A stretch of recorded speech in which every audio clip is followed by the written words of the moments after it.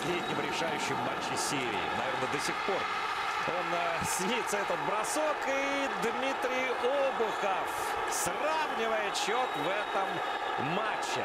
Показывая Капонину, как нужно расправляться с голкипером в подобных ситуациях. Вот ты вспомнил момент годичной давности, а я вот вспомнил ситуацию, которая была у Капонина в серии с нефтехимиком. Тоже никем не прикрытый, получал шайбу, но сэкономил там переиграть не смог. Но Обухов здесь здорово все разложил, принял, все так динамично развивалось. Тут и Зубарев мог